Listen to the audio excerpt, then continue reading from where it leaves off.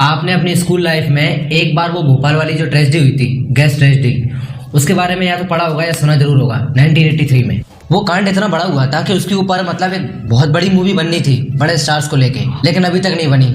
लेकिन Bhopal a prayer for rain इस नाम से एक मूवी जरूर आई थी। छोटे बजट की पिक्चर थी, उसको ऑडियंस भी कम मिली तो ज्यादा लोग देख ही नहीं पाए। मेरे कहने का मतलब ये है कि रीच बहुत कम थी उसकी। उसको मतलब ये जो टॉपिक है ना, इस पे बहुत बड़ी पिक्चर बननी थी। वोटिंग के बाद में ये नेटफ्लिक्स ने ये सीरीज रिलीज की है।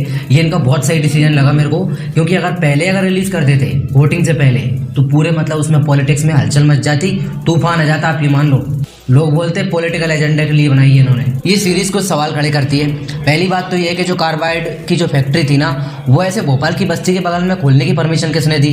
तो ये सिस्टम पे सवाल खड़ा होता है। एक बात तो यही है। दूसरी बात ये है कि ये जो कांड हुआ था ना, उसके लिए जो रिस्पॉन्सिबल था, जो ऑफिसर, एक अमेरिकन ऑफिसर था, वो इंडिया से बाहर कैसे चला गया? अब इतनी सिक्योरिटी के बीच में वो मतलब उसको जो रिस्पॉन्सिबल था ऑफिसर, उसको अमेरिका तक भेज दिया। तो यानी कि यहाँ पे भी कुछ पॉलिटिकल लोगों का इसमें हाथ रहा होगा। ऐसे कुछ सवाल है जो मतलब ये सीरीज खड़े करती है। 4 एपिसोड में उन्होंने पूरी सीरीज खत्म कर दी।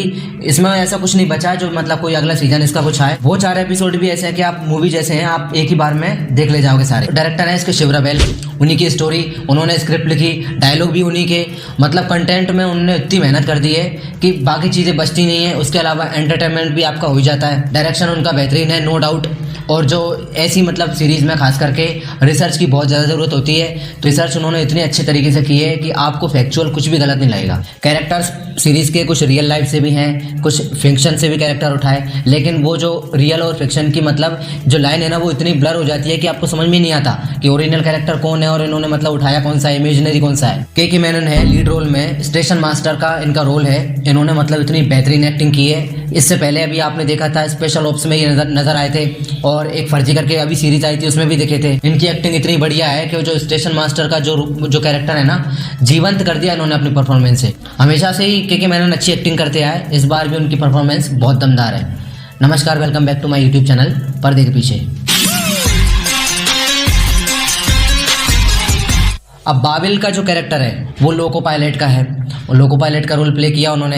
अभी तक तो जितनी भी फिल्मों में वो दिखते आए, सीरीज वगैरह में, वो मतलब इरफान की परछाई के रूप में जाने जाते हैं। लेकिन इस सीरीज से उनकी अलग पहचान बनेगी। मतलब रिमार्केबल काम किया है, आप नोटिस करोगे उन्हें।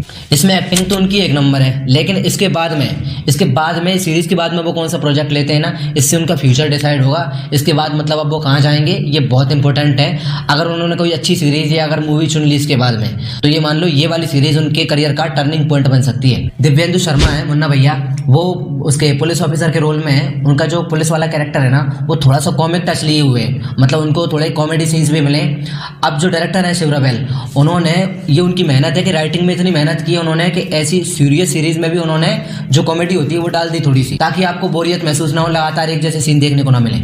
इनके अलावा रंगनाथन माधवन है, आर माधवन जिन्हें बोलते हैं हम, 3 इडियट के फरहान कुरैशी, वो भी हैं। उनको अभी मतलब ये फिल्म इंस्टीट्यूट जो है उसका अध्यक्ष बनाया कुछ टाइम पहले। अभी उन्होंने एक नेशनल अवार्ड भी जीता है, और उनकी परफॉर्मेंस मतलब सीरीज में इतनी अच्छी है कि जितने इनाम इनको मिले हैं ना, वो डिजर्व करते हैं। ये बात उन्होंने प्रूफ कर दी। उनकी एक्टिंग वाकई में बहुत बढ़िया है, और वो जब भी डायलॉग बोलते हैं ना, तो हर एक सीन में अपनी छाप छोड़ जाएंगे, एक सीन में। कास्टिंग जो है ना, वो बहुत स्ट्रॉन्ग है इसकी सीरीज की। कास्टिंग डायरेक्टर ने मतलब अच्छा काम किया। उन्होंने जो छोटे छोटे कैरेक्टर्स भी है ना, बहुत छोटे, उसके लिए भी अच्छे एक्टर्स चुने। उसकी वजह से कंटेंट में दम बढ़ गया, सीरीज में मन लगा रहता है आपका। टेक्निकल्स आपको पूरे मतलब मूवी वाली फील देंगे। प्रोडक्शन डिजाइनिंग हो गया, सेट वगैरह हो गया या एडिटिंग वगैरह, सब में शिवरा बेल की मेहनत नजर आती है। हर डिपार्टमेंट में मतलब आपको दिखेगा कि उस बंदे ने कितना अच्छा काम किया है। अब उनको फर्स्ट टाइम लाइमलाइट में आने का मौका मिला है। ये पहली सीरीज है उन्होंने डायरेक्ट की है, और क्या खूब डायरेक्शन है उनका। मैं दोबारा वो वाली बात दोहराऊंगा कि मतलब नेटफ्लिक्स ने इसको मतलब वोटिंग के एक दिन बाद रिलीज किया ना, ये उनका सबसे अच्छा डिसीजन मेरे को लगा। वैसे ही पिक्चरों का जरा सी बात पे बॉयकॉट हो जाता है, इसके तो पीछे पड़ जाते प्रोपेगेंडा वगैरह बोल के। मेरी तरफ से सीरीज को 5 में से 4 स्टार। इसे आप जरूर देखें, किसी भी हालत में मिस ना करें। ये देखने लायक ये सीरीज। वीडियो लाइक करें, शेयर करें, कमेंट करें। आपने अगर देख ली हो तो आपको कैसी लगी ये बताएं, और चैनल सब्सक्राइब करें और करवाएं, ताकि आपको आगे भी वीडियोस रिव्यूज मिलते रहें। धन्यवाद।